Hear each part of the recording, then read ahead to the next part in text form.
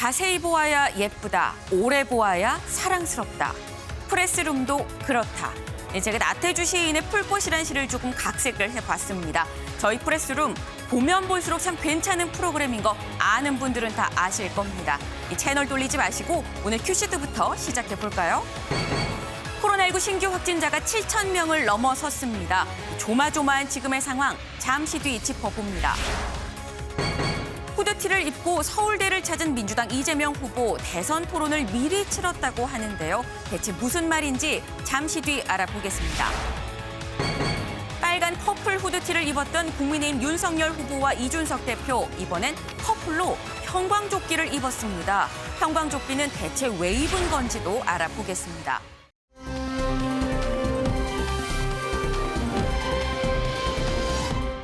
먼저 날씨부터 알아봅니다. 김다영 캐스터 날씨 전해주시죠. 네, 연일 평년 기온을 웃돌며 포근한 날씨가 이어지고 있습니다. 오늘 서울의 한낮 기온은 12도 안팎까지 오르며 어제와 비슷하겠는데요. 다만 오늘도 서쪽 지역을 중심으로는 미세먼지에 주의하셔야겠습니다.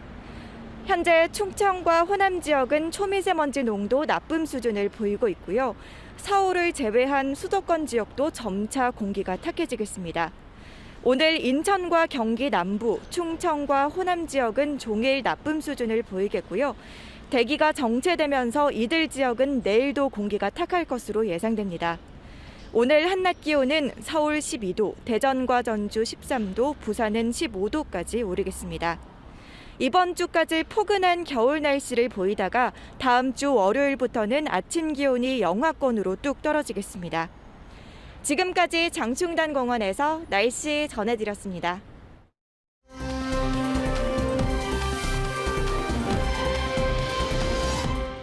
(7,175명입니다) 네, 이 7,175명. 무슨 숫자인지 다들 아시죠? 바로 오늘 0시 기준 신규 확진자 숫자입니다. 저희가 지난 역대 최다수가 그래프 같이 볼까요? 역대 최다수 일주일 저희가 이 표를 준비를 해봤는데 불과 나흘 전에 5,352명이 역대 최다였었습니다. 그런데 오늘 7,175명으로 6,000명대를 그냥 훌쩍 뛰어넘어서 바로 7,000명대로 지금 들어선 모습인데요. 이 위중증 환자 수 840명입니다. 역시나 이 800명 넘은 거 역대 최다 숫자입니다. 굉장히 우려가 되는 상황이 아닐 수 없는데 유호정 기자, 지금 어디서 걸려도 이상하지 않은 그런 상황입니다. 지금 곳곳에서 실제로 좀 확진자가 속출을 하고 있죠. 네, 맞습니다. 이제 지역이나 직업에 상관없이 주변에서 확진자가 생기는 경우 굉장히 많으실 텐데요. 네. 어제는 서울 지하철 6호선 기관사가 운행 중에 확진 판정을 받으면서 이 지하철 승객이 전원 하차하는 일도 있었습니다. 이 기관사는 같은 부서 직원이 확진 판정을 받으면서 선제 검사를 받았는데 운행 중에 이렇게 확진 소식을 듣게 된 상황이었고요. 네. 교통공사는 이 기관사와 승객들이 다른 문으로 차량에 탑승을 했지만 이 주변이 인근이 당시 차량 기지 근처여서 손님들이 많이 없었기 때문에 전원 하차 조치를 했다고 밝혔습니다. 또 여러 군에서 지금 확진자가 나오고 있는데요. 얼마 전엔 소방서에서도 집단 감염 소식이 전해졌는데 경찰 내부에서도 집단 감염이 이어지고 있습니다. 서울에 있는 서초경찰서에서 지난달 말부터 최근까지 20명이 넘게 확진 판정을 받았는데요. 네. 여파로 서초서에서는 직원 100여 명이 자가격리가 돼서 경찰 업무에 차질을 빚기도 했습니다. 경찰들은 사실 사회 필수 인력으로 분류가 돼서 일찍이 대부분 백신을 맞은 상태입니다. 네. 그런데도 이렇게 전파 사례가 속출해서 당혹스러운 분위기가 전해지고 있고요. 같은 부서가 아닌데도 화장실을 이용했다가 전파가 됐다라는 얘기도 들려오고 있습니다. 여기에 더해서 오늘은 동부구치소에도 확진 소식이 들려왔습니다. 수용자 3명과 직원 1명이 확진 판정을 받았다고 하는데요. 네. 수용자 2명은 접종 완료고요. 1명은 1차 접종자였다고 합니다. 사실 지난해 대규모 확진을 저희가 확인한 적이 있잖아요. 네. 그만큼 구치소 방역이 취약한데요. 다시 한번 이렇게 큰 확진 소식이 전해질까 이 구치소도 바짝 긴장하고 있습니다. 네, 사실 우리나라뿐만이 아니라 영국에 있는 손흥민 선수, 손흥민 선수가 또 확진이 됐다는 소식이 들려왔습니다. 네, 맞습니다. 영국 매체의 보도인데요. 토트넘에서 여러 선수가 확진이 됐고 그중에 손흥민 선수가 포함이 됐다라는 보도가 이어지고 있습니다. 그런데 지난 10월에도 사실 손흥민 선수가 확진됐다라고 했는데 네. 다시 검사를 해본 결과 음성 판정이 나왔거든요. 그래서 좀 공식적인 입장 확인이 필요한 상황인데 아직 이 EPL과 토트넘 구단에서는 공식 입장이 나오지 않은 상황입니다. 그래서 실제로 정확한 확진 판단 여부는 좀 기다려봐야 할 것 같습니다. 네, 아직 확진 판정이 뭐 정식으로 나온 상황은 아니었습니다. 그런데 이호정 기자, 지금 이 7천 명이 넘는 이 국내 확진자 수에 더해서 사실 이 오미크론 감염자도 오미크론으로 이 확진을 받은 사람도 점점 늘어나고 있습니다. 네, 맞습니다. 우려했던 일이 벌어지고 있는데요. 오늘도 오미크론 감염자가 2명이 증가해서 국내에서 제대로 확인된 오미크론 감염자는 누적 38명이 됐습니다. 네. 좀 우려되는 점은 서울대, 한국외대, 경희대 재학 중인 외국인 유학생 3명도 오미크론 감염으로 확인이 되면서 대학 내에 오미크론 전파 사례가 늘어나는 것 아니냐라는 네. 우려가 나오고 있고요. 이 학생 3명은 이 최초 감염자가 있었던 이 목사 부부가 소속된 교회에 다녀간 것으로 확인이 됐습니다. 이 때문에 이미 지역 사회에서 오미크론 변이가 확산되고 있을 가능성이 현재로서는 높은 상황입니다. 게다가 전파력이 어마무시하다라는 우려도 나오고 있는 상황인데요. 네. 실제로 감염된 사람들의 얘기를 들어보면 마스크를 착용하고 얼마 대화를 나누지 않았는데도 감염이 됐다라고 얘기하는 사람들이 있습니다. 맞아요. 뭐 대표적으로 식당 주인의 얘기인데요. 계속해서 마스크를 쓰고 있었고 이 손님과 계산할 때 잠깐 마주친 게 전부인데 네. 감염이 된 것 같다라고 진술을 하면서 전파력이 굉장히 높다라는 얘기가 나오고 있고요. 심지어 뭐 공기 전파 가능성도 언급이 되고 있습니다. 실제로 이 공기 전파에 대해서 전문가의 의견을 저희 프레스룸에서 직접 들어봤는데요. 이 얘기 들어보겠습니다. 공기 전파라기보다는 이제 환기가 안 되는 상황에서는 비말이 떠다닐 수 있으니까요. 비말 전파라고 하는 것이 주된 전파 경로가 비말 전파라는 의미이지 모든 게 비말로만 전파가 된다는 의미는 아니에요. 그래서 다양한 상황들에 따라서 이제 뭐 에어로졸에 대한 전파 가능성이라든지 이런 것들이 제시가 되고 있죠. 제시가 되고 있는데 지금 오미크론 변이에 대해서는 아직까지 어떠한 전파의 방식에 대한 판단을 내릴 만한 근거가 없는 상태이고요. 그리고 매우 초기의 상태이기 때문에 전파력이 높아서 그런 것인지 아니면 다른 전파 방식이 가능한 것인지에 대해서 판단할 자료가 아예 없습니다. 그래서 아직까지는 좀 유보적으로 보는 게 맞을 것 같아요. 네, 아직까지는 공기 전파 가능성에 대해선 좀 유보적인 입장이 맞을 것 같다라는 게 전문가의 설명이고요. 다만 네. 방역 당국은 그 가능성까지 열어두고 이 최대한의 대책을 마련하고 있는 상황입니다. 그러니까 공기 중에 떠다니는 미세 입자로도 감염이 될 수 있다 하면은 굉장히 많은 사람들에게 전파될 가능성이 있는 거거든요. 네. 그래서 방역 당국이 설명하기로는 직접 접촉하지 않았더라도 확진자가 다녀간 곳에 오래 머물다가 전파될 사례가 있다라고 설명을 했습니다. 그러니까 정확하게 어떻게 전파가 됐는지는 구체적인 연구가 필요하지만 그럴 가능성이 있기 때문에 당국에서도 한 공간에서 오래 머물지 말 것을 권고하고 있습니다. 네, 일단 유호정 기자의 이 취재에 따르면 전문가들의 판단은 이렇습니다. 아직까진 공기 전파라고 보기엔 좀 이르다라는 이런 소견인 건데 뭐 너무 겁먹을 필요는 없습니다. 뭐 그렇다고 해서 뭐 이 백신을 또 너무 과신할 필요도 없고요. 다만 이 외부와의 접촉, 이 타인과의 접촉을 일단 최소화하는 걸 좀 우리가 지켜야 될 필요는 확실해 보입니다.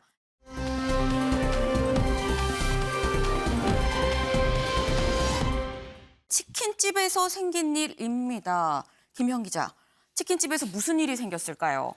네, 한 유명 프랜차이즈 치킨집에서 이곳 직원으로 보이는 남성이 전자담배를 피면서 치킨을 요리하는 모습이 포착이 돼서 지금 논란이 일고 있습니다. 네. 지난 5일 SNS에 올라온 영상인데요. 시청자 여러분께서도 한 번쯤 모두 이름을 들어보셨을 법한 그런 유명한 업체입니다. 이 업체 유니폼을 입고 있는 남성 지금 치킨을 저렇게 요리하면서 입에서 저온자 연기, 담배가 이렇게 뿜어져 나오는 모습입니다. 오, 네. 왼손으로 치킨을 조리하면서 오른손으로는 전자담배를 피고 있는 그런 모습인데요. 네. 남성 입에서 나온 연기가 저렇게 요리 중인 치킨 위로 저렇게 퍼져나가고 있는 모습입니다. 그러네요. 지금 앞서 보신 것처럼 지금 코로나 확진자가 7천 명 넘어가는 그 위중한 상황인데도 마스크도 착용하지 않고 있고요. 네. 위생장갑도 양손이 아니라 왼손에만 착용하고 있는 상태입니다. 이 영상이 퍼져나가니까 누리꾼들 이 본사가 어딘지 알아내서 엄벌에 처해야 한다. 이렇게 굉장히 분노를 지금 보이고 있는 상황인데요. 네. 우선 저희 프레스룸도 이 본사 측에 연락을 해서 내용을 확인을 했는데 네. 일단 저 가맹점은 영업이 지금 중단된 상태입니다. 그리고 이 영상은 이 해당 아르바이트생이 친구를 가게로 불러서 이렇게 장난을 치면서 찍었다고 해요. 그 과정에서 나온 영상이라고 일단은 해명을 했는데 네. 추후 교육이나 이제 위생 상태에 대해서 본사가 확신을 할 때까지는 이 가맹점은 영업을 하지 않기로 했다. 이렇게 일단 해명한 상태입니다. 네, 일단 저 상황 자체가 뭐 친구를 불러서 뭐 장난스럽게 찍은 상황이다라고 얘긴 합니다만 장난스럽게 그런 찍을 수 있는 상황이 된 것 자체가 이 관리 소홀이 아닌가 하는 생각이 드는데 배종호 위원님, 네. 지금 영상을 보게 되면 담배 연기도 담배 연기인데 아까 김현 기자가 얘기한 것처럼 이 코로나 시국에 마스크도 쓰지 않았습니다. 장갑도 한쪽만 꼈어요. 이 너무 태연하게 담배를 피는 모습인데요. 그렇습니다. 말씀하신 대로 이 사건은 두 가지 점에서 상당히 사안의 심각성이 있는 것 같습니다. 첫 번째로는 우리가 치킨 하면은 국민 간식 내지 뭐 국민 대표 음식이라고 할 정도로 전 국민의 사랑을 받거든요. 네. 그래서 제가 치킨을 운영하는 그 본사에 알아보니까 전국에 한 10만 개 정도의 이 가맹점이 있다고 그러니까 한 집 건너서 네. 또 한 집 건너 정도 이렇게 많이 차지하고 있고요. 특히 이제 코로나19 상황 때문에 여러 가지로 음식 판매 제약이 있으니까 배달이 늘어가지고 매출이 한 30에서 50% 정도 늘었다고 그래요. 그러니까 더 많은 국민들이 지금 이용을 하고 있는 그런 상황이죠. 네. 특히 이제 외국인 같은 경우도 가장 애용하는 한식이란 말이에요. 조사를 해보니까 전체 외국인 가운데 한 30%가 이 치킨을 선호를 한다고 그래요. 네. 이 정도로 이제 많은 국민들 또 외국인까지 이용하는 음식인데 말씀하신 대로 코로나19 상황에서 마스크도 쓰지 않고 네. 또 장갑도 껴지 않고 그러면 만약에 그분이 코로나19에 확진된 사람이라면 어휴. 다 감염될 수밖에 없지 그렇죠. 않습니까? 특히 이제 이 니코틴 같은 거라든지 이 독성 에어로졸이 이 전자담배 때도 나오거든요. 그러면은 조리를 하면서 계속 피면은 이게 떨어질 거 아니겠습니까? 결국은 날아갔다. 그럼 이제 거기에 미세 입자가 있는데 그러면 이 음식을 먹은 뭐 어린이라든지 네. 또는 노약자들에게는 폐 깊숙이 갈 수가 있기 때문에 상당히 이제 심각한 현상이기 때문에 뭔가 빠르게 지금 영업 중단 조치를 하는 것은 잘한 건데 앞으로 소비자들이 납득할 수 있는 보다 강력한 그런 조치가 있어야 되지 않겠나라는 생각이 좀 듭니다. 네. 지금 코로나 시국이기 때문에 굉장히 배달 음식을 좀 더 자주 애용을 하게 됩니다. 근데 이번 사례는 뭐 치킨이긴 합니다만 사실 뭐 단순히 치킨 자체만이 문제인 게 아니라 이 과연 배달 음식 전반에 대해서 시켜 먹어도 괜찮은 걸까라는 이런 의구심이 들게 되기 때문에 더 큰 문제다라고 이 생각이 드는데요. 이런 아주 극소수의 잘못된 행동 때문에 안 그래도 힘든 이 소상공인들, 자영업자분들이 이 다 같이 피해를 입는 일은 없어야 되겠다라는 생각을 해봅니다.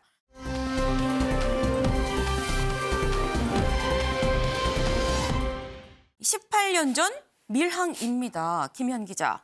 18년 전 밀항. 밀항이란 말 자체가 굉장히 좀 오랜만에 듣는 것 같은데 무슨 사연이죠? 네, 그렇습니다. 인천에서 잔혹한 살인 사건이 벌어졌습니다. 50대 남성 A씨 지난 4일 인천의 한 건물에서 50대 남성을 살해하고요. 네. 자신의 후배를 불러서 이 시신을 트렁크에 유기한 그런 사건이 있었습니다. 네. 그런데 여기서 이 남성 다음 날 이 시신을 가지고 을왕리 야산으로 갔는데 네. 그런데 여기서 이제 범행을 함께 저지른 이 후배를 또 둔기로 살해하고 네. 사체를 함께 유기한 사건입니다. 네. 정말 이 범죄 영화에서나 나올 법한 그 잔인한 일이 실제로 벌어진 건데요. 네. 일단 혐의를 받고 있는 50대 A씨의 모습 영상으로 함께 보시겠습니다.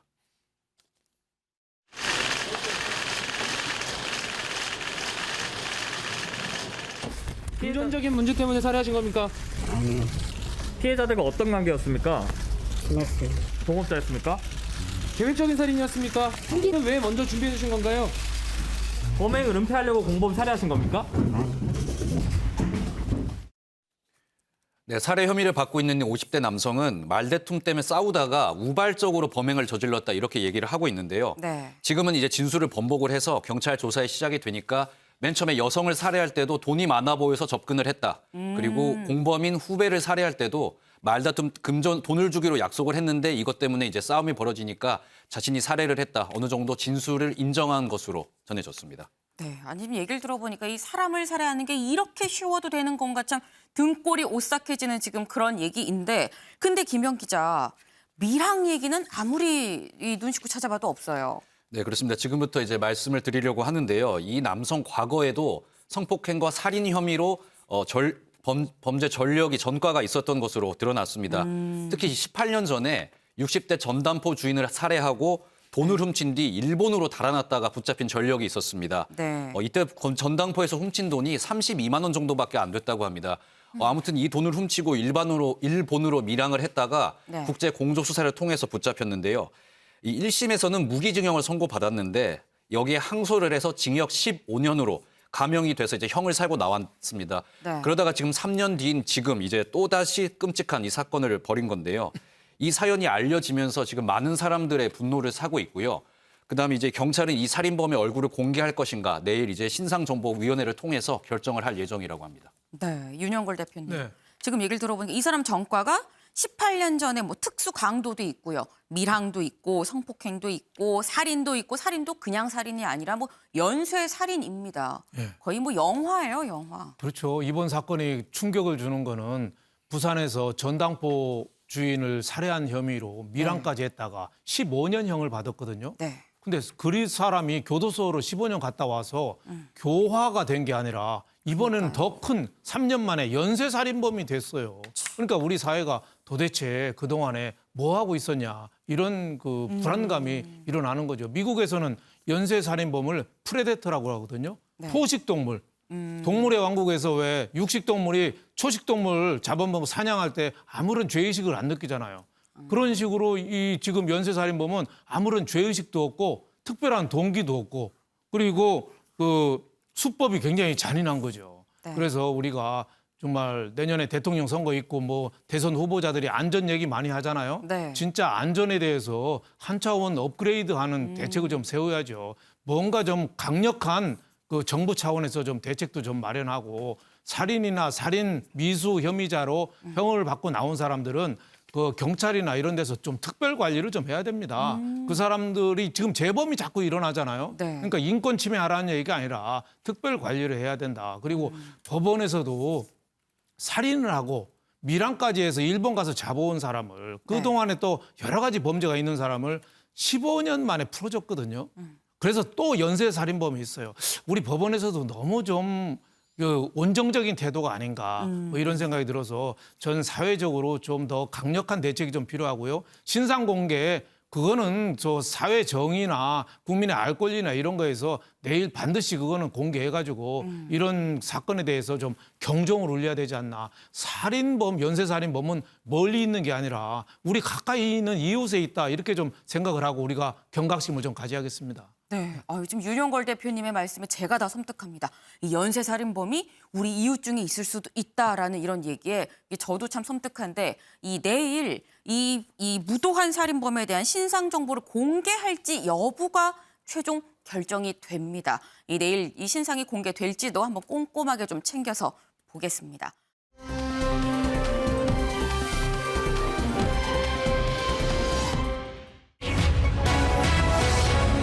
찍먹 기대했는데 윤석열 후배들 질문은 입니다. 네, 민주당 이재명 후보 어제 윤석열 후보의 모교인 이 서울대를 가서 이 후드티를 입고 학생들이랑 이렇게 좀 소통을 했다라는 소식을 저희가 전해드렸었는데 시간상 저희가 좀 구체적으로 어떤 대화를 나눴는지는 전해드리지 못했었습니다. 요정 기자. 근데 이 학생들하고 이 대화에서 이재명 후보가 꼭 마치 대선 토론을 미리 한 것 같았다 이런 소감을 밝혔어요. 네, 맞습니다. 연신 학생들 질문이 어렵다라며 진땀을 빼는 모습이었는데요. 그럼에도 이 본인의 소신껏 답변을 이어갔습니다. 먼저 어제 장면을 화면으로 보고 오겠습니다. 네, 여러분 반갑습니다. 이렇게 인사하는 거라면서요. 무역 분쟁이 심화되면서 최근 요소수 사태가 벌어지고 있기도 하고 물가 발전에 대해서 로드맵이 있으신지 그리고 가상화폐 관련해서도 너무 많은데 간단하게 몇 가지만 하겠습니다. 미중 중에 어느 쪽이냐? 저는 선택하지 않는 상황을 만드는 게 진짜 능력이라고 생각합니다. 가상화폐 부분은 저는 매우 긍정적으로 생각하는 사람입니다. 나라의 장기적인 운명을 좌우할 수 있는 가장 중요한 문제가 저출산 문제라고 생각합니다. 가장 본질적인 원인은 미래가 없다는 겁니다. 아마 인류 역사에 처음일 겁니다. 기성세대도 청년 세대는 너무 어려워. 나보다 더 힘들 거야. 국토보유세 신설 등과 같은 경제정책을 제안하셨다가 반대 여론이 높아지자 철회하신 바가 있습니다. 저는 철회한 일이 없어요. 이건 철회가 아니고 서울대 경제학부 학생들의 질문 수준이 너무 높아가지고 엄청 힘듭니다. 네. 네, 웃으면서 질문이 수준이 너무 높아서 엄청 힘듭니다라고 네. 얘기를 하기도 했는데요. 실제로 뭐 가상화폐, 저출산, 요소수 사태, 국토보유세 문제 등 정말 다양한 주제의 질문이 쏟아졌고요. 네. 특히나 경제학부 학생들입니다. 경제를 직접 공부하는 학생들이기 때문에 네. 경제 정책에 대한 날카로운 질문들이 이어졌습니다. 이 후보 경제는 과학이 아니라 정치이자 의견이다. 라고 생각한다면서 본인의 소신을 밝히기도 했고요.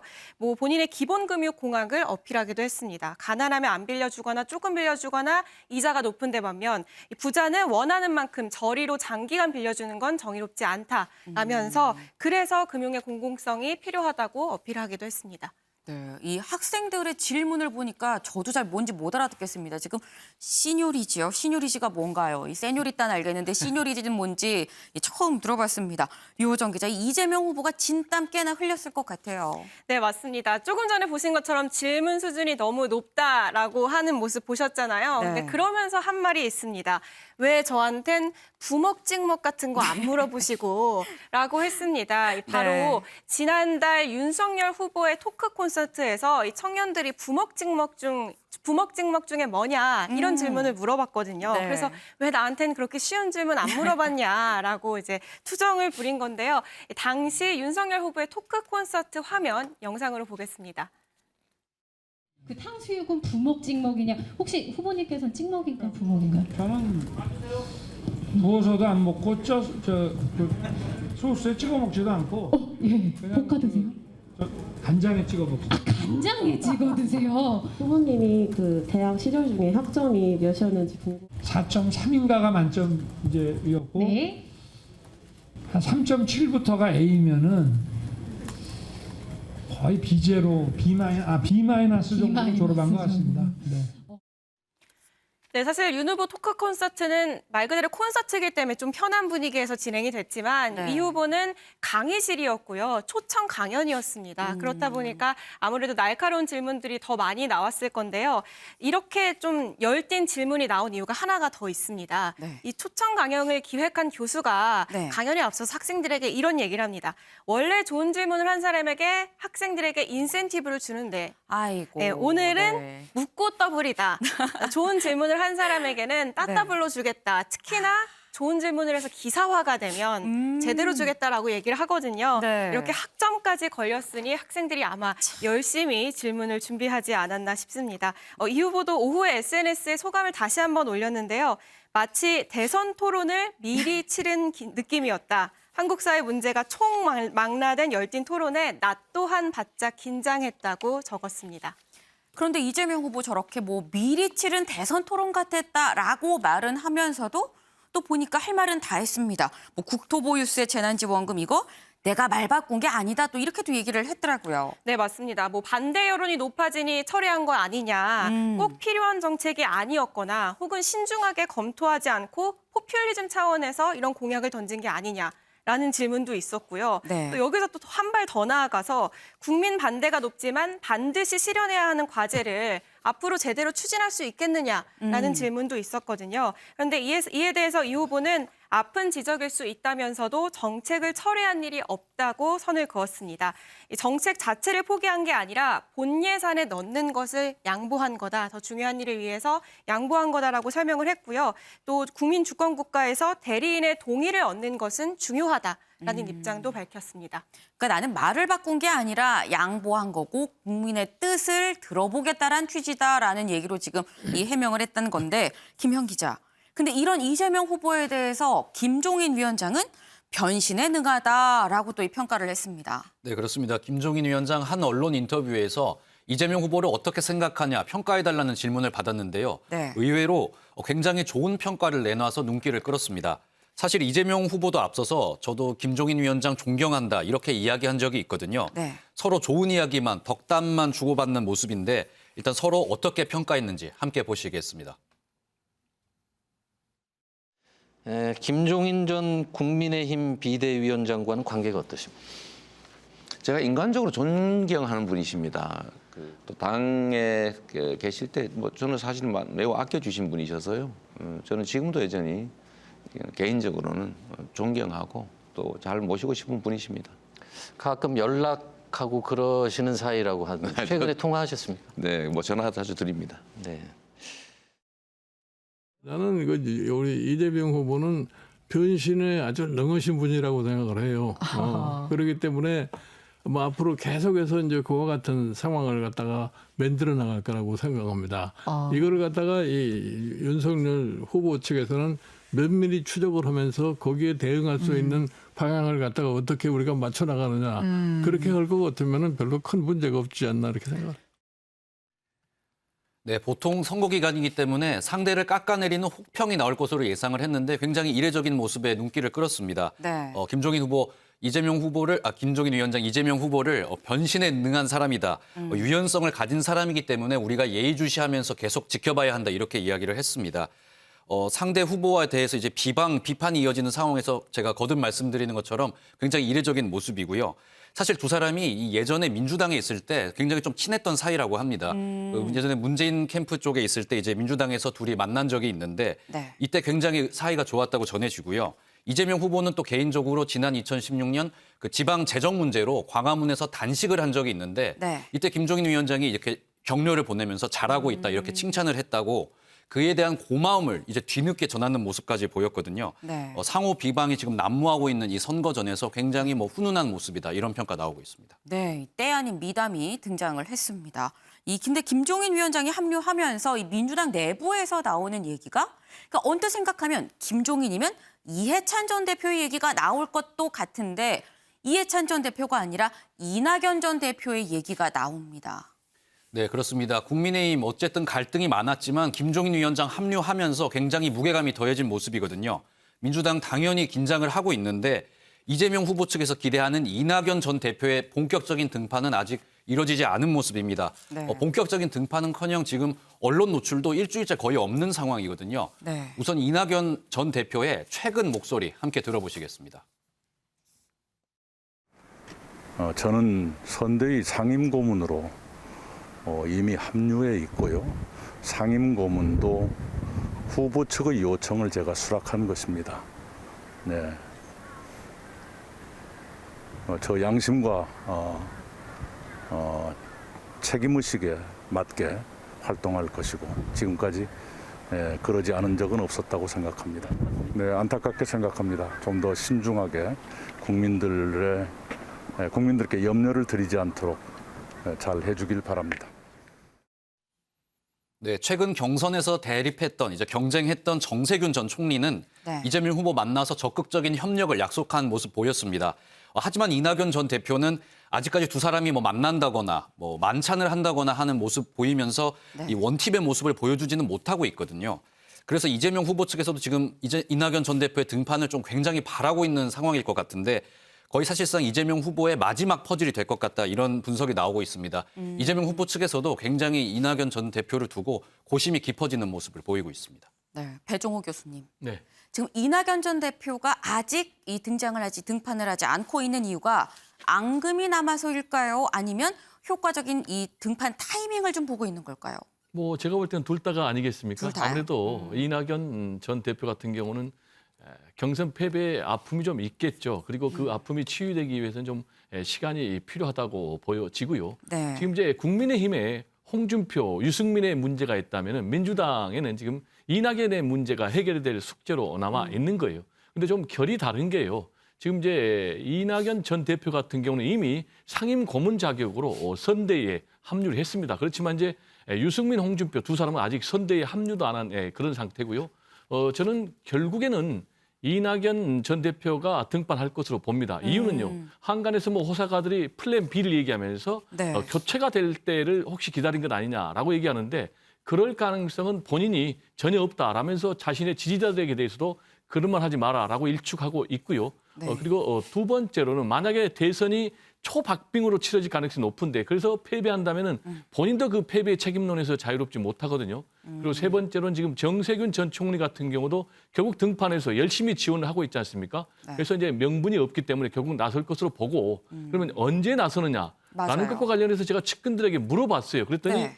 예, 늦어도 내년 신년에는 등판할 것이다 이렇게 얘기를 하더라고요. 그래서 빠르면은 올 연말에도 가능하지 않겠는가. 그리고 이제 네, 이재명 후보 입장에서는 역시 기다려주는 것이 맞죠.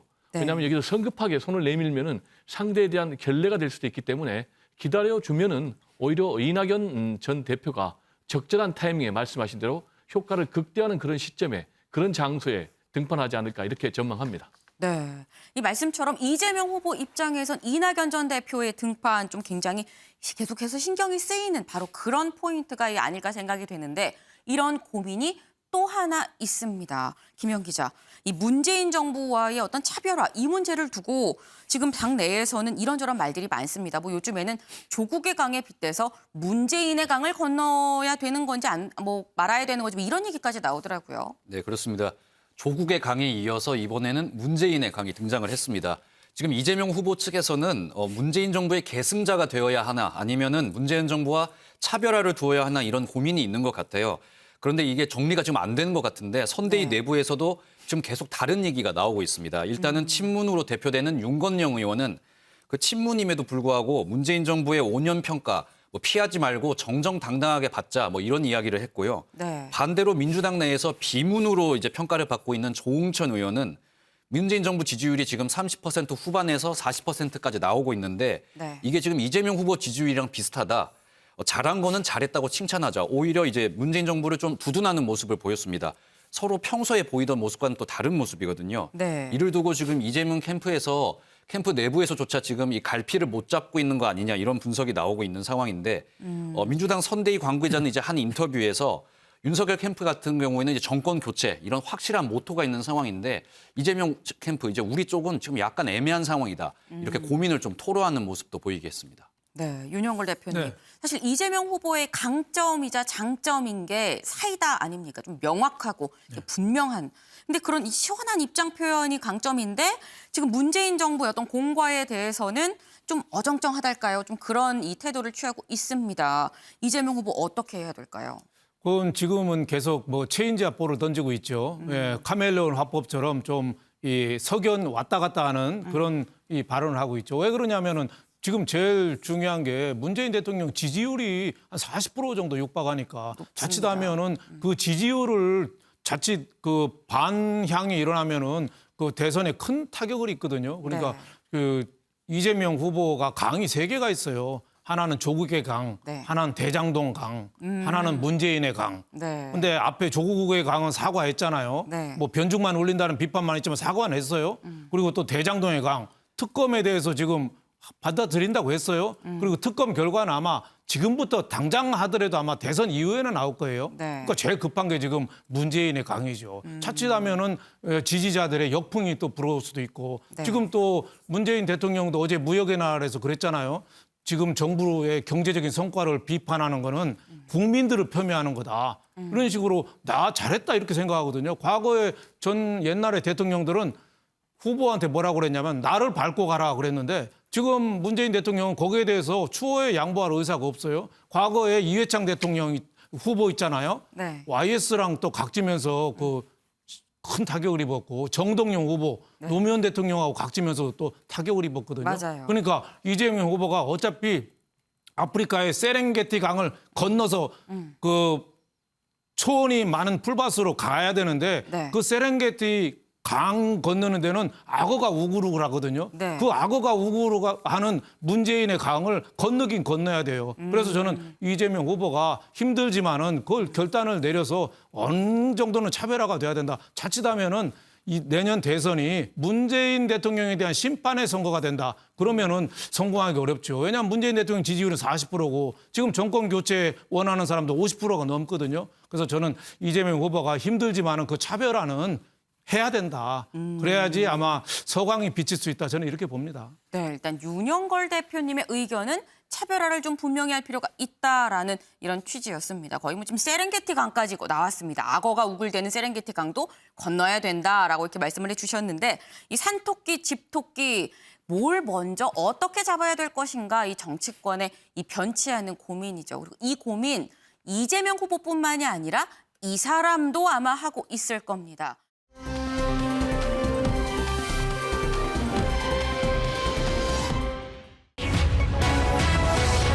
이준석과 형광조끼, 김종인도 전폭 지원입니다. 네, 이재명 후보가 이 후드티를 입고 서울대에 갔다면 윤석열 후보 형광조끼를 입고 이 홍대 앞을 돌아다녔습니다. 김현 기자, 이 윤석열 후보가 혼자 돈 게 아니라 이준석 대표랑 또 커플룩을 입었어요. 또 커플로 같이 또 형광조끼를 입고 돌아다니던데요. 네, 그렇습니다. 윤석열 후보 어젯밤에 이준석 대표와 홍대 주변을 야간 순찰을 했습니다. 네. 치안 준법 행보 강조에 이제 나선 건데요. 윤 후보 형광조끼를 입고 이제 경광등을 든 모습이 좀 재밌었다고도 하는데 어제 순찰 모습부터 함께 보시겠습니다. 자율방범대 여러분들이 얼마나 고생하시는지 그분들이 하시는 일들을 한번 동선을 따라가서 보면서 좀 체험을 하겠습니다. 이런 데가 특히 원룸폰이나 이런 데가 되게 취약하면 사양이다. 네, 아이고 여기까지 나오고 있어요. 테이저관이나 가스총은 어쨌든 뭐 과거에는 남용의 위험이 있다는 쪽에서 봤는데 지금은 이제 시민의 안전을 위해서 적극적으로 사용해야 된다는 쪽으로 또 여론이 많이 움직이고 있어서 경찰이 아무리 뭐 체력 단련을 하고 하더라도 제압 대상자가 뭐 완력이나 이런 게 워낙 우월적일 경우에는 이런 무기 사용을 안 할 수가 없지 않습니까? 네, 윤석열 후보 굉장히 나름 잘 어울리는 모습인데요. 네. 영상에 담기지는 못했지만 이준석 대표와 이렇게 순찰을 하고 서로 돌아다니다가 서로 너무나 평소와 다른 모습이니까 서로를 못 알아치고 이렇게 지나치다가 뒤늦게 알고 서로 이제 너 웃음을 터뜨렸다 이런 이야기도 전해졌습니다. 네. 당 대표까지 순찰에 이제 참석할 정도로 신경을 쓰는 모습인데 윤석열 후보의 치안 이런 행보는 처음이 아닙니다. 사실 선대위 첫날부터 경찰을 방문을 했는데요. 범죄 피해자 트라우마 센터를 갔다가 그다음에 경찰청 상황실을 직접 찾기도 했었습니다. 윤석열 후보 지금 후보 직속에 약자와의 동행위원회 거기서 위원장을 맡고 있습니다. 그만큼 이 약자를 위해서 어떤 활동에 적극적으로 나서는 모습 강조를 계속하고 있는데 김은혜 대변인은 법은 중범죄자를 위해서 있는 게 아니라 피해자를 위해 있는 것이다. 이재명, 윤석열 본질적인 차이가 여기에 있다면서 이번 준법, 치안 행보를 좀 강조하고 홍보하기도 했었습니다. 네, 윤석열 후보와 이준석 대표 서로 몰라볼 법합니다. 저도 이 김현 기자가 얘기를 안 해줬으면 지구대장인가라고 생각을 할 정도로 마스크까지 쓰니까 정말 못 알아보겠는데 근데 이 윤석열 후보 지금 보니까 지구대 가서 순찰도 돌고요.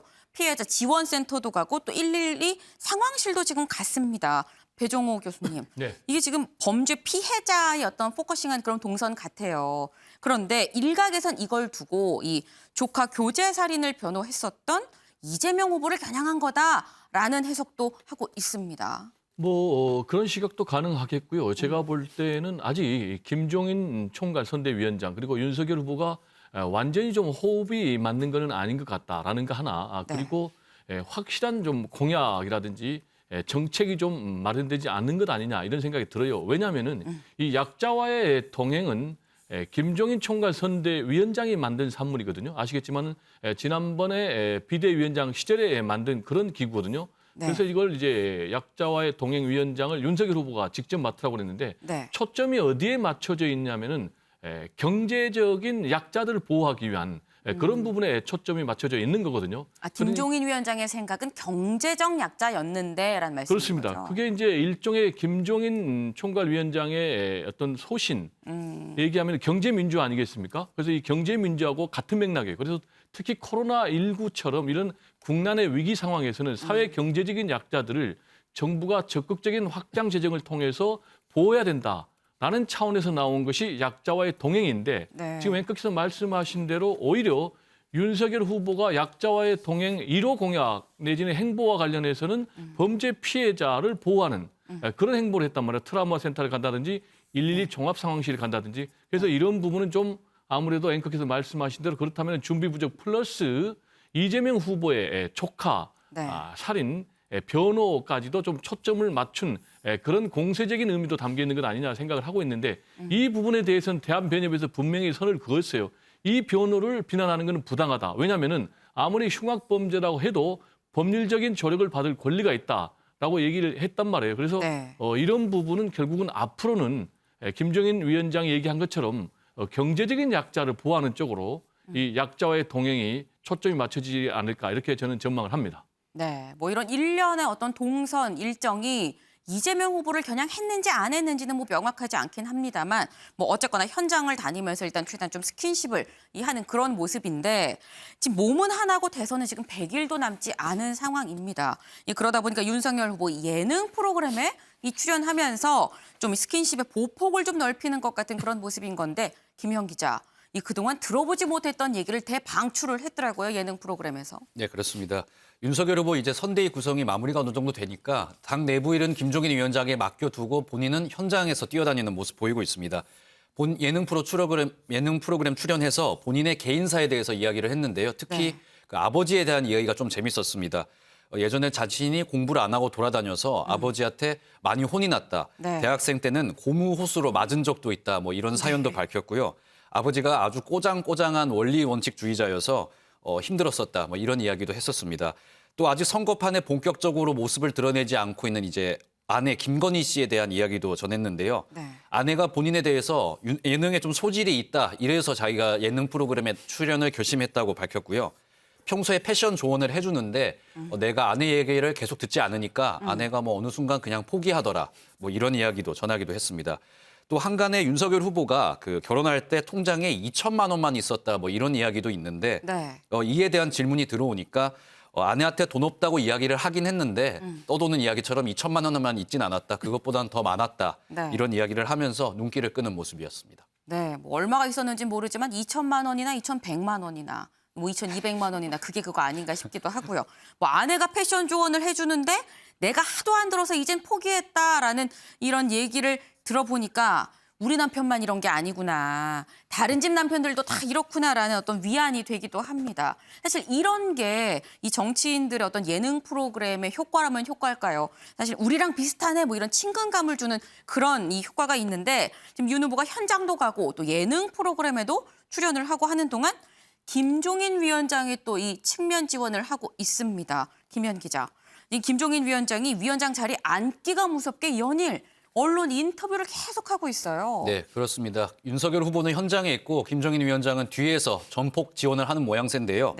김 위원장 한 인터뷰에서 윤석열 후보 정치 신인이니까 좀 불안하지 않냐, 이거 약점 아니냐 이런 질문을 받았는데 여기에 대해서 새로운 사람이기 때문에 일을 오히려 더 잘할 수 있다, 박력 있게 할 수 있지 않겠냐 이렇게 이야기를 했고요. 검찰총장 때 권력과 소신을 지키기 위해서 권력에 이제 대항하는 용감한 기질을 보였다는 점이 있기 때문에 우리나라 문제를 고치는 데도 기여할 사람이다. 이렇게 굉장히 호평을 했습니다. 지금 본인이 뭐 정치 구단, 뭐 정치 기술자 이렇게 정치 원로로서 대접을 받고 있지 않습니까? 그 정치 신인으로 항상 이 지적을 받고 있는 윤석열 후보의 약점을 김종인 위원장이 나서서 적극적으로 보완해주는 모습 보였습니다. 네. 사실 근데 김종인 위원장이 어떤 인터뷰를 할 때 기자들의 입장에서는 안 물어볼 수가 없는 게 김병준 위원장과의 어떤 관계입니다. 어제 저희도 이 방송에서 과연 두 사람 관계 괜찮을까라는 부분을 짚었었는데 유호정 기자, 사실 어제 우리 방송을 할 때까지는 김종인 위원장이 딱히 뭐 입장을 내놓지 않았었어요. 그런데 입을 열었더라고요. 네, 맞습니다. 뭐 김병준 위원장과 관련된 질문이 계속 이어지기 때문일 건데요. 사실 기자들이 어색한 기류에 대해서 계속 질문을 하는데 윤 후보가 그건 기자들의 선입견이다라고 답변을 했지만 관련한 얘기가 계속 나오는 이유는 기류뿐 아니라 경제 정책에서도 노선 차이가 느껴지기 때문입니다. 그래서 이런 정책에 대한 충돌에 대해서 질문이 계속 이어졌는데요. 김종인 위원장 어제 김병준 위원장이 국가주의에 대해 비판한다. 라는 얘기를 하자 네. 관심 없다. 그 사람 얘기하는 거에 신경 안 쓴다라고 네. 답변을 합니다. 그런데 여기서 기자들이 멈추지 않고요. 김 위원장과 여전히 신경전을 벌이느냐라고 묻는데요. 여기서 좀 목소리가 커집니다. 누가 그런 소리 하냐. 내가 그런 사람 신경 쓰면서 역할할 사람이 아니다. 라는 답변을 합니다. 사실 이 김 위원장 총괄선대위원장 수락 직후에 들어와 있는 사람에 대해서 내가 뭐라 할 게 아니다. 부서를 만들어서 내 할 일만 할 것이다라고 밝혔는데요. 네. 같은 입장을 계속 반복하고 있는 상황입니다. 네, 윤영걸 대표님. 네. 지금 이 김종인 위원장은 김병준 위원장에 대해서 물어보면 관심 없다라고 하면서 뭐 이런 얘기도 합니다. 그런 사람 신경 안 쓴다. 이게 저는 제 입장이라면은 이 말이 더 기분 나쁠 것 같은데요. 김병준 위원장이라면. 김종인 그 위원장의 화법이죠. 네, 과거에 2016년 총선 때 강봉균 경제부총리하고 청와대 네. 경제수석도 하고 국회의원도 하신 분이 네. 그 보수 쪽에 왔었거든요. 맞아요. 그때 두 분이 언쟁하셨는데 강봉균 그 박사보고 지금 돌아가셨죠. 네. 경제 공부 좀 하라고 혼냈어요. 그러니까 호불호가 분명하고 그립을 완전히 장악하는 사람이죠. 김종인 위원장이. 그렇기 때문에 저는 마찰이 있을 거로 보는데 네. 김종인 위원장이 제가 보기에는 현직 정치인 중에서 언론을 가장 잘 다루는 사람이에요. 예. 뭐 귀 기울여서 듣는 것 같으면서도 내가 옛날에 얘기했잖아. 그거 다 알려진 거 아니야? 내가 진작 얘기했던 거잖아. 이런 식으로 아주 부드럽게 넘어가잖아요. 기자들 보고 화내지도 않고 뭐 소송도 안 해요. 네. 그러면서 자기 얘기를 분명히 하는데 제가 보기에는 두 분이 김병준 위원장하고 성향은 좀 다르긴 하죠. 국가 한 번은 국가에서 좀 개입하는 거 경제 민주화를 주장하고 김종인 위원장은 김병준 그 위원장은 경제 자유, 시장 경제 이걸 또 주장하니까 좀 다르긴 한데 네. 그럼에도 불구하고 저는 마찰은 그렇게 안 일어나리라고 봐요. 왜냐하면 두 분 나이 차이가 14살 차이가 나요. 네. 예, 김병준 위원장이 의외로 60대예요. 예? 왜 의외라고 그러셔요? 김병준 위원장 좋아하시는 분들 화납니다. 얼핏 보면 두 분이 비슷해 보이지만 네. 김종인 위원장은 80대거든요. 14살 차이가 나고 네, 정정하십니다. 그리고 또 예. 그 그립이 또 강하고 또 이번에 선대위 하면서 김종인 위원장은 총괄선대위를 만들었고 김병준 위원장은 상임선대위. 맞아요. 그러니까 좀 이 김종인 위원장은 별동대 비슷하게 만들어서 그 밑에 임태희 옛날에 청와대 비서실장 놓고 네. 따로 일하겠다는 거예요. 그러니까 제가 보기에는 부딪힐 일은 많지는 않은 것 같다. 그래서 제가 보기에는 구단주가 윤석열 후보고 네. 그 감독이 지금 김종인이고 만약에 김병준 위원장은 감독 밑에 코치 정도 아니냐. 그래서 감독하고 코치는 많이 싸울 것 같지 않다. 그래서 제일 중요한 거는 윤석열 후보하고 김종인 위원장하고 관계.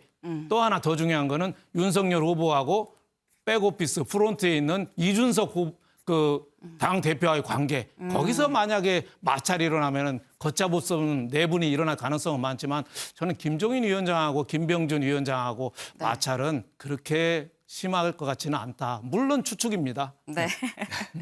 물론 추측이라는 이 마지막 이 조건을 달아주셨습니다. 네, 김종인 위원장이 어제 있었던 이 선대위 첫 회의에서 이런 얘기를 했습니다. 큰 실수만 없다면 정권 탈환은 문제가 없다라고 얘기를 했는데 이호정 기자, 이게 뭐 얼마나 큰지는 뭐 판단하기 나름이긴 하겠지만 이미 실수가 나오긴 했습니다. 네, 맞습니다. 일단 김종인 총괄위원장, 이준석 대표 등 핵심 인사가 모인 회의가 어제가 처음이었거든요. 네. 어제 분위기를 보면은 윤 후보는 든든하다라고 했고 김종인 위원장은 대선 승리에 대한 자신감을 보였습니다. 어제 회의 모습 화면으로 준비했습니다.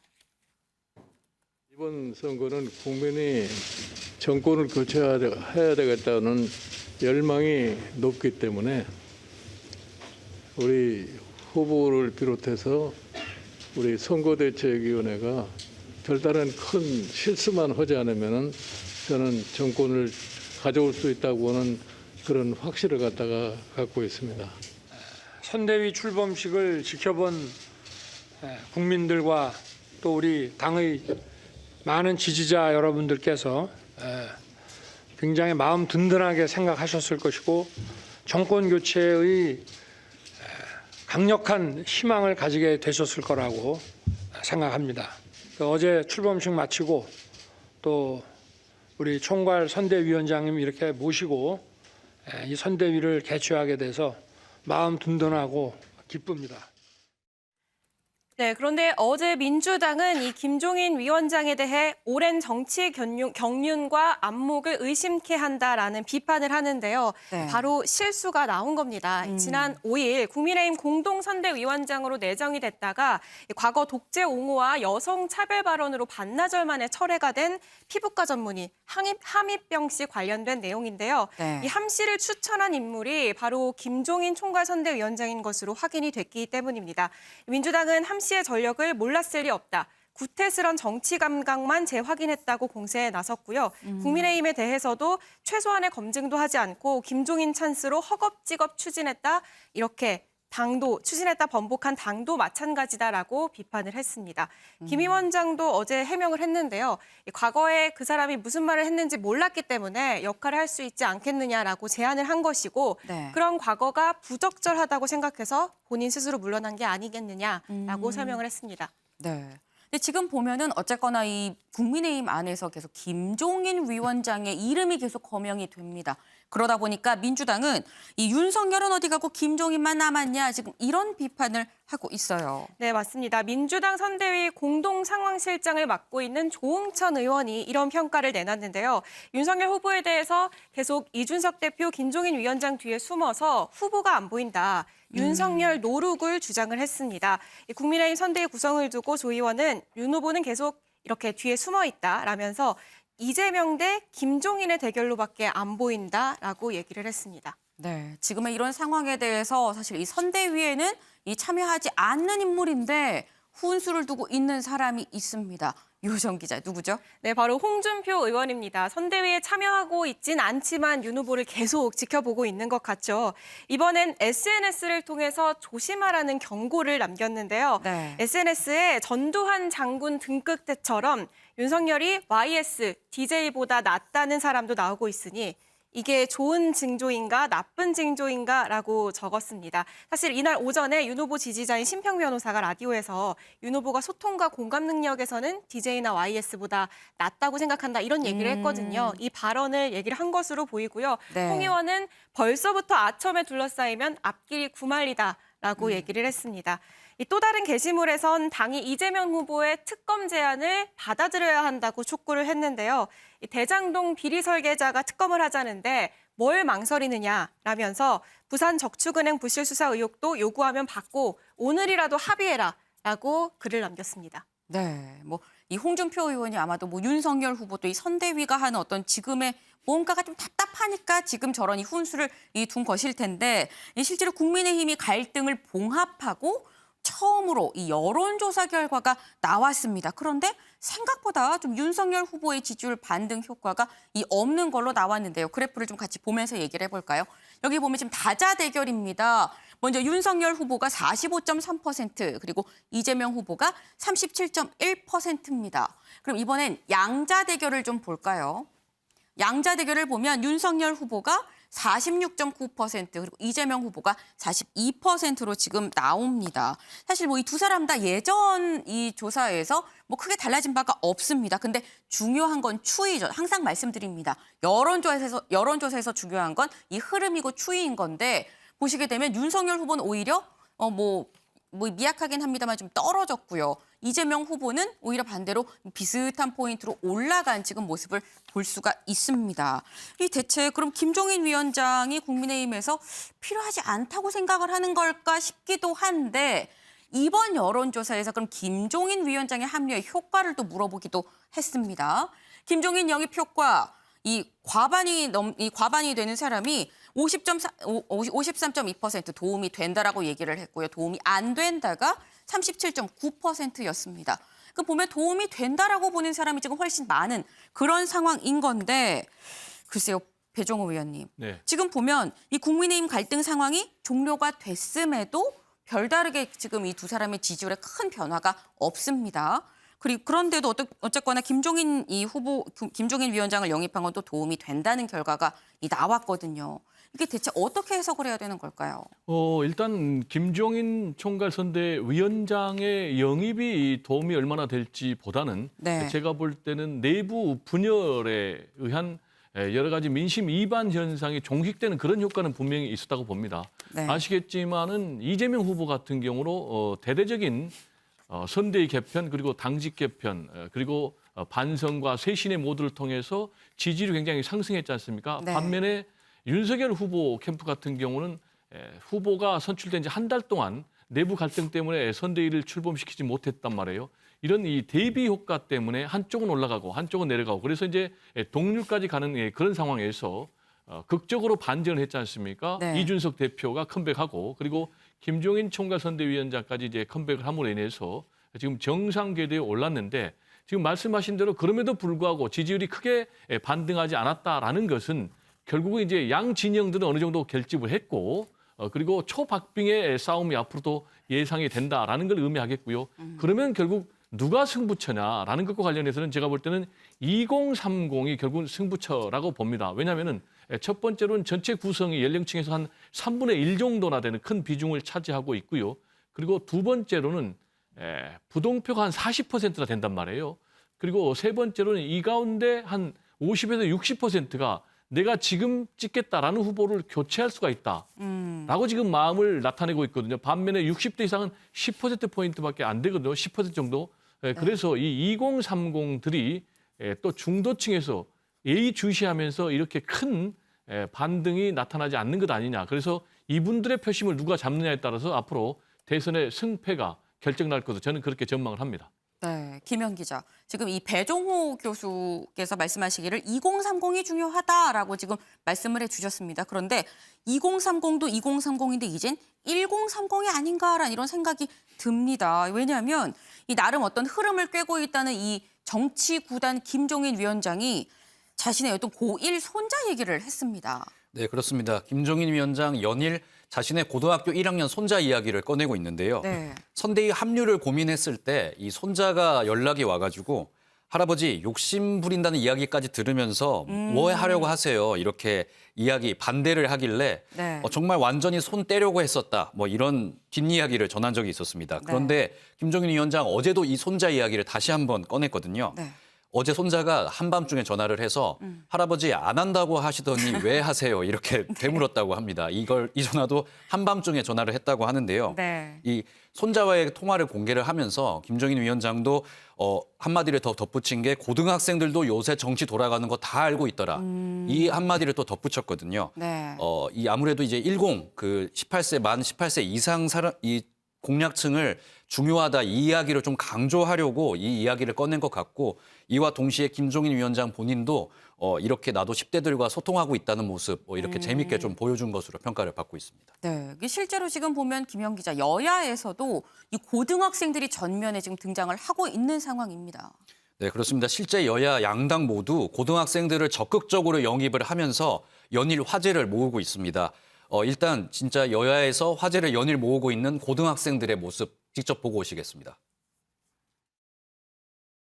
제가 여기에 나올 줄 몰랐습니다. 참 오래 살고 볼 일입니다. 저는 대한민국이 올바른 방향으로 발전하는 데에 청소년, 청년의 목소리를 내고자 이 자리에 섰습니다. 그리고 저는 내년 대통령 선거에서 처음으로 투표를 하게 됩니다. 내년 3월 9일 뚜렷한 철학과 비전이 있는 대통령을 바랍니다. 우리의 이야기를 들어주고 공감할 수 있는 대통령을 바랍니다. 우리의 컨셉은 불협화음이어야 합니다. 우리 국민의힘의 발자취는 항상 불협화음이었습니다. 우리는 여의도의 문법으로는 이해할 수 없던 30대 당대표를 세운 정당입니다. 우리는 남들처럼 조직이나 사람에 충성하는 것이 아니라 공정과 법치에 충성하는 후보가 있는 정당입니다.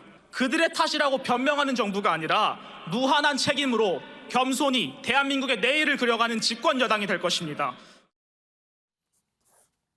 네, 앞서서 이렇게 분할된 두 가지 화면 잘 보셨을 텐데요. 둘 모두 고3 고등학생들입니다. 네. 남진희 양은 먼저 보신 남진희 양은 막 수능을 치른 고3의 모습으로 민주당 광주 선대위에 공동 선대위원장으로 합류를 해서 굉장히 눈길을 끌었었고요. 네. 그제 출범식, 국민의힘 출범식에서 또 화제를 모았던 고3 김민규 학생은 이 당당한 연설로 또 굉장히 큰 화제를 모으기도 했었습니다. 윤석열 후보도 굉장히 이거에 만족을 했다고 하고요. 김민규 학생을 메시지 팀에 이렇게 합류를 시켜라. 네. 이렇게 권성동 사무총장에게 지시를 하면서 참여하도록 이렇게 또 특별 지시를 내렸다고도 합니다. 네, 지금 보면 이 여야 할 것 없이 두 학생 다 말을 정말 잘합니다. 그런데 이 국민의힘에서는 김민규 학생의 연설을 보고 이 내부에서 정말 극찬이 쏟아졌는데요. 그 모습 잠깐 같이 보고 올까요? 네. 이번에 고3 학생하고 그 대학 갓 졸업한 저 여학생하고 이번 졸업반이라는데 그 두 분의 연설을 듣고 깊은 감명을 받았고 제가 그 다음에 가서 연설을 하려니까 조금 부끄럽더군요. 정말 훌륭한 사람들이었습니다. 누가 발탁했는지 우리 이 대표님이 발탁하신 건가요? 공개 선거로 공개 경쟁하는 청년에게 정말 미래가 있구나. 그리고 청년을 국정의 동반자로 선언하기를 정말 잘했구나 하는 생각이 듭니다. 김민규 군의 연설이라는 것은 많은 분들에게 신선한 충격이었을 것입니다. 젊은 세대가 많이 참여할 수 있는 선대위를 구성하는 것이 저희의 목적입니다. 네. 지금 보셨는데 굉장히 좀 극찬을 하는 그런 모습입니다. 이준석 대표는 자신 SNS에서도 굉장히 너무 잘한다. 우리 고3 당원 너무 잘한다. 칭찬을 하고 그랬었는데 유호정 기자, 갈라치기다라는 비판을 받기도 하더라고요. 근데 갈라치기란 비판 외에도 또 새로 나온 게 이 학생의 연설이 표절이란 얘기가 또 나옵니다. 네, 혹시 최근에 한 힙합 경연 프로그램 보신 분들 있으실지 모르겠습니다. 이 네. 프로그램에서 래퍼 머드 더 슈트던트가 부른 불협화음이라는 노래의 가사가 네. 표절에 가사와 비슷하다라는 의혹이 제기가 됐는데요. 이 네. 가사를 표절했다라는 의혹입니다. 저희가 지금 화면으로 준비를 했는데 네. 똑같은 걸들 사이에 튀는 무언가 이런 부분이라거나 아니면 작품 이런 단어들이 비슷하다라는 네. 겁니다. 이에 대해서 좀 이 대표는 과도한 지적이다라고 얘기를 하면서 네. 과거에 이준석 대표가 이 거친 생각과 불안한 눈빛을 임재범 씨의 이 가사를 활용해가지고 얘기를 한 적이 있잖아요. 그때 네. 내가 임재범 씨 노래를 표절하려는 의도였겠느냐 라며 과도한 지적이라고 반박을 했지만 논란이 조금 이어졌고요. 네. 이 때문에 당사자인 김군도 자신의 페이스북에 직접 입장을 올렸습니다. 이 불편하면 자세를 고쳐 앉길 바란다라고 반박을 하면서 어떤 얘기를 했냐면 본인의 페이스북을 보면 알겠지만 3일 전에 내가 이 노래 영상 링크를 올렸다. 그러니까 이 노래를 알고 있었고 담당 부서와 표절 여부에 대해 사전 심의도 진행을 했고 법적인 문제가 없음을 확인했다라는 입장을 직접 밝히기도 했습니다. 네, 이 김민규 학생은 이거는 표절이 아니라 의도적인 인용인 오마주다라는 이런 입장이었습니다.